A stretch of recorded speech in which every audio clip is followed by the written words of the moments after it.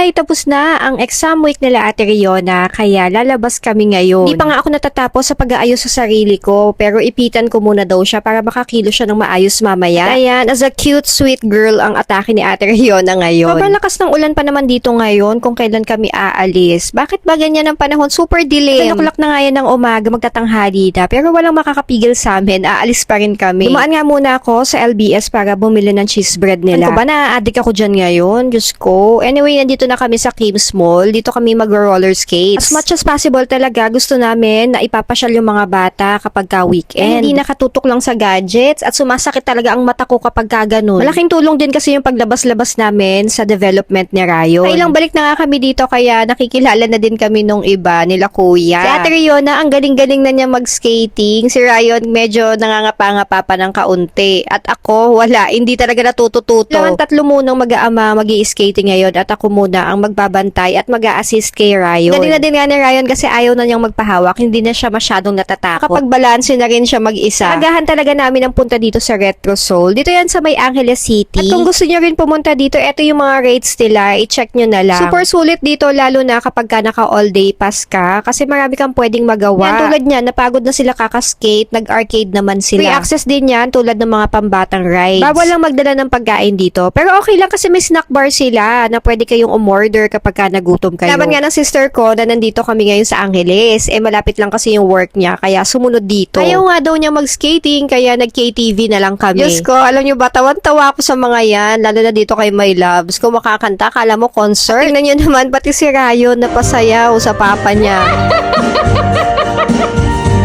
So, makit talaga yung tiyan ko kakatawa. At syempre, hindi din ako papahuli. Meron din akong baon. Ulit na din yung 1 hour ha, kasi ang dami na rin namin nakanta. Lalo si Ate Riona. Sabi ko nga, lumabas na doon at i-enjoy na niya yung pag-i-skating kasi after dito, uuwi na kami. Alam niyo, dumating kami dito 11:30, tapos 5 o'clock na niya, nandito pa rin kami. Ambay, malala talaga kami dito. Sobrang sulit. After namin sa KTV, sabi ko kay Ate Riona, ikot na lang siya ng 2, tapos uuwi na kami. Sobrang pagod pero sobrang saya. Ayun lang muna for today and see you next vlog.